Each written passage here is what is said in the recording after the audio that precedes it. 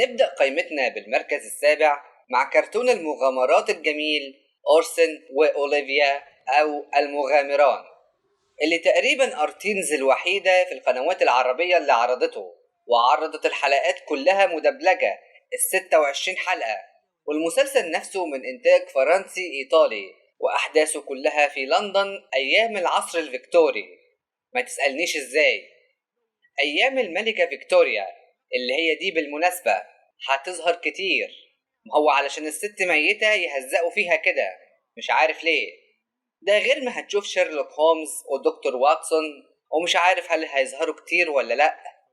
ومش عارف إن كان في شخصيات تاريخية تانية ظهرت في المسلسل ولا لأ، اللي أحداثه كلها مع أطفال أيتام عايشين على مركب، وجو عصابات شوارع بس أطفال. وهنركز في المسلسل أكتر على الجوز دول، اللي هتموت ضحك معاهم من اللي بيعملوه ومن طيبتهم وبراءتهم وهبلهم. المهم بأنهم شغالين يصطادوا فران وبيستبدلوها بفلوس يشتروا بيها نقانق. والله زي ما بقول كده، النقانق عندهم حاجة كبيرة قوي. وهتعيش معاهم مغامرات منوعة ما بين صيد فئران ومواجهة أشرار وحاجات غريبة كده، زي هنا مثلا لما يدخلوا قصر الحكم، قصر باكنغهام، ويشتغلوا فيه، وفي حلقة هيخشوه في السر.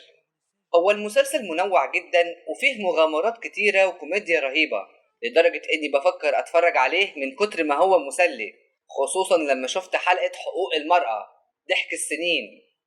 المسلسل بالرغم إنه عرض في 1995 إلا إنه جميل جدا ويستاهل المشاهدة في 2023، واللي شافوه أيام طفولتهم هيحنوا له جدا، مع إني مش متذكر إني شفت منه حاجة زمان الصراحة.